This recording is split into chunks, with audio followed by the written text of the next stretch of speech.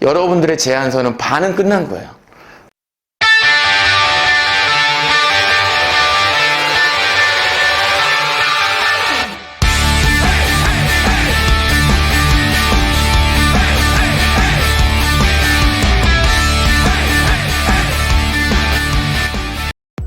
네, 안녕하세요. 골목창업의 인싸맨입니다. 자, 오늘은 뭐 프랜차이즈나 뭐 창업 이런 주제는 아니고요.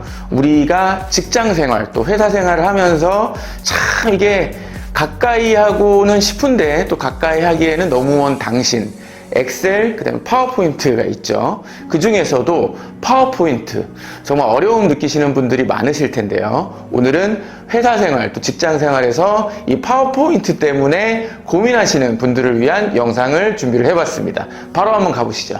자, 우리가 파워포인트를 하는 상황 한 대략적으로 세 가지로 압축을 해볼 수가 있습니다. 일단은 뭐 보고, 뭐 예를 들어서 뭐 주간 업무 보고나 아니면 특정 아젠다나 뭐 프로젝트에 대한 현황, 요약 보고 같은 거 보고가 있을 수 있고요. 또 하나는 문서화된 제안서 이런 내용들이 또 있을 수가 있습니다. 기획서 아니면 뭐 프로젝트에 대한 제안서 그리고 발표, 프레젠테이션, 이 프레젠테이션을 하기 위한 파워포인트 자료를 만드는 부분들 크게 이렇게 한 세 가지 정도로 이제 나눌 수가 있는데, 자, 그 중에 첫 번째 보고. 이 보고에는 정말 제일 중요한 건 그게 한 장짜리가 됐던 두 장짜리나 세 장짜리가 됐던 이 맥락이 잘 잡혀 있는지가 제일 중요하고요.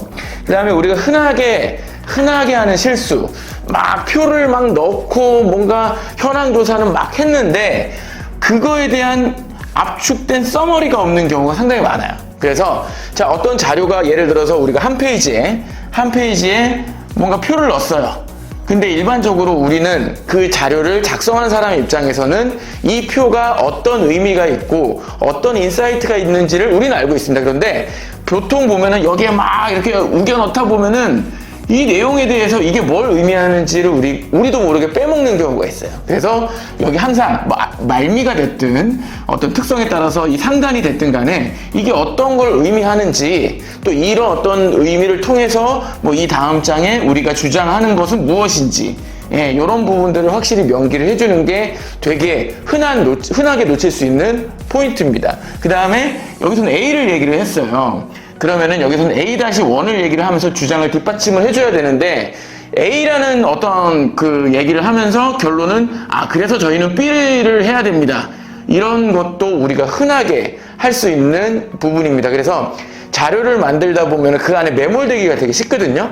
그래서 우리가 자료를 만들어 놓고 우리가 이걸 보는 사람의 입장에서 한 번 더 다시 보면서 이 자료가 어떤 걸 의미하는지, 뭐 주석은 주석이 빠지진 않았는지 이런 부분들 기본적으로 체크를 하시면서 이 내용을 토대로 뒷받침하는 의견 혹은 주장이 연결고리가 잘 돼 있는지에 대한 부분들을 판단하는 게 중요합니다. 자, 그럼 이제 제안서 같은 경우는 이 일반적인 보고랑은 조금 다르게 되게 흐름이 되게 중요해요.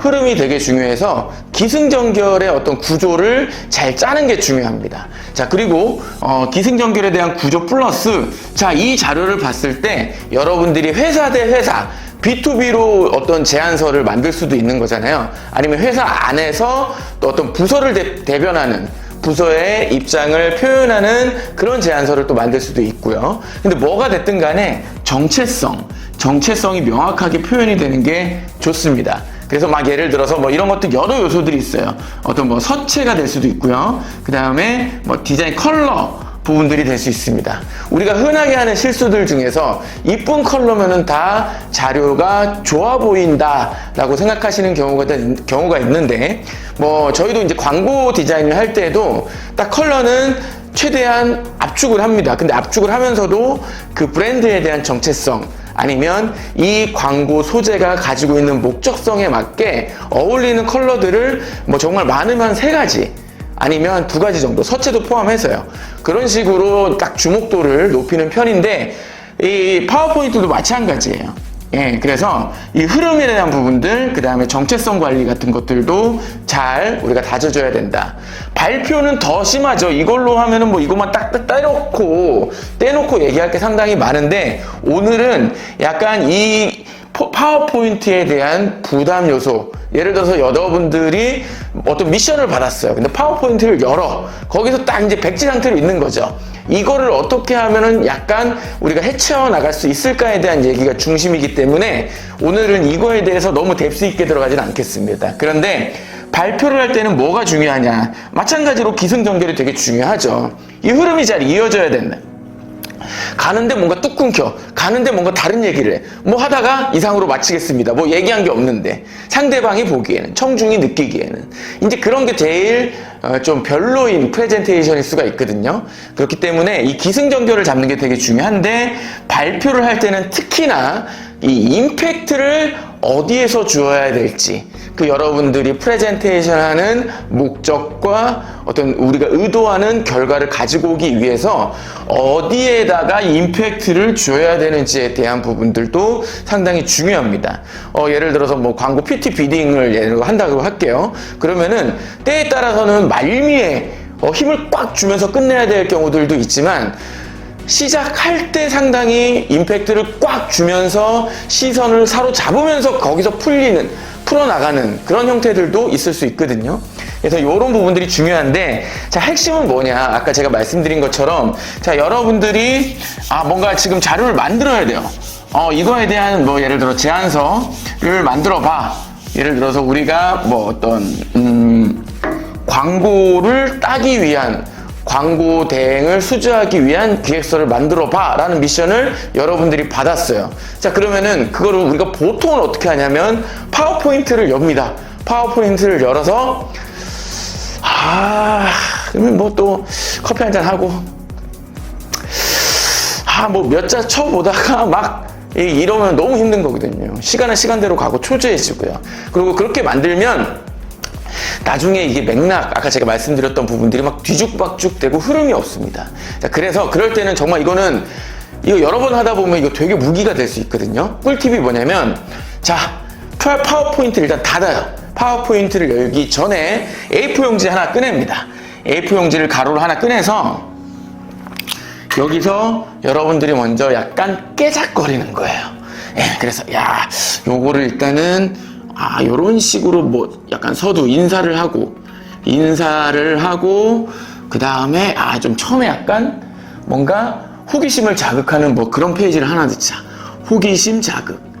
근데 이런 자극은 지금까지의 광고 대행사 뭐 만족하셨습니까? 요런 카피를 딱 임팩트 있게 넣는 걸로 하자.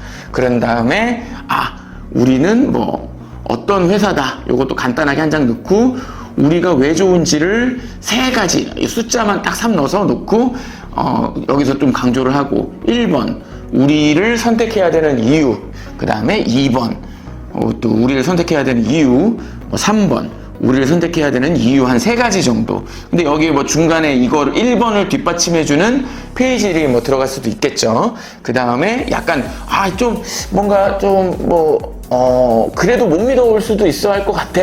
그래서 이제 약간 우리도 리뷰들 요즘 보면서 많이 구매를 하잖아요. 그래서 이제 예를 들어서 우리랑 같이 협업했을 때 어떤 결과물들. 근데 이제 여기서도 또 얘기할 게 많은데, 레퍼런스라고 보통 얘기를 하죠. 근데 레퍼런스가 되게 유명한 브랜드들 많이 했네, 아니면 이렇게 했는데 이런 성과가 있었네, 뭐 이런 것도 좋고요. 상황에 따라서는 뭐 진짜 우리 리뷰 뭐 문장, 고객사가 뭐 예를 들어서 A라는 업체랑 했는데 저희는 정말 너무 뭐 만족합니다. 아니면 A 업체를 만나고 난 다음에 우리 회사의 사업 계획이 바뀌었습니다. 이런 상대방, 우리의 파트너사들이 얘기했던 후기들을 이렇게 어필을 할 수도 있겠죠. 어쨌든 간에 뭐 이렇게 해요. 근데 약간 좀 끌어들이고 싶어. 한정판 마케팅. 그래서 우리는 딱 제한된 숫자만 모집을 합니다. 근데 우리는 뭐 비용은 이럽니다. 근데 예를 들면 비용이 많아도 이렇게 많은 파트너사들이 우리랑 함께하고 있습니다. 자, 마무리 또 클로징. 자, 지금 이상입니다. 뭐 예를 들면 이런 식으로 해서, 자, 선택은 자유입니다. 하지만 6개월 뒤에 어떤 결과를 다 다시 또 대행사를 알아보시겠습니까? 아니면 더 성장을, 더 입체적인 컨텐츠를 저희와 함께 만드시겠습니까? 뭐 이런 내용들을 한번 스름을 쑥 그냥 깨작깨작 거리는 거죠. 우리가 이제 슬라이드라고 얘기를 하죠. 그 슬라이드를 하나를 열어놓고 이걸 뭘 채울까 생각하지 마시고 전체적인 판을 메모장에다가 먼저 이렇게 그려놓는 거예요. 뭐 모든 문구를 다 쓸 필요가 없어요. 그냥 이렇게 압축해서 흐름만 이렇게 쓱 가다 보면은 그럼 이거는 여기다 넣고 생각해보니까 이걸 약간 여기다 넣자 막 이런 게 되거든요. 그럼 이미 게임은 여러분들의 제안서는 반은 끝난 거예요. 네, 그래서 오늘 정말 제가 이거를 너무 길게 여기서 다 얘기를 해버리면 중간에 너무 지루할 수가 있어. 또 이탈될 수도 있고. 그래서 오늘은 이 정도에서 말씀을 드리겠지만 정말 중요한 것은 여러분들이 프레젠테이션 자료를 만들어야 될 때 파워포인트를 제일 먼저 띄워놔라? 절대 키지 마라. 메모장만 키우고 여러분들이 어떤 내용을 파워포인트에 담을지를 먼저 스케치를 해라. 예, 이렇게 뼈대를 잡고 흐름을 만든 다음에 그 다음에 파워포인트를 여시잖아요. 훨씬 더 진도가 빨리 나가고요. 맥락이 잘 잡힙니다.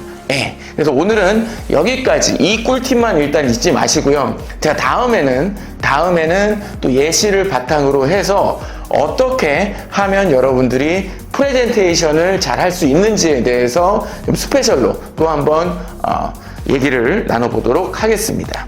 자, 지금까지 골목창업의 인싸맨이었고요. 앞으로 또 알람을 받고 싶으시면 또 채널 좋아요, 뭐 꾹꾹, 이런 거 있잖아요. 이 얘기 저는 뭐 이런 거 안 합니다. 안 하지만 부탁드릴게요.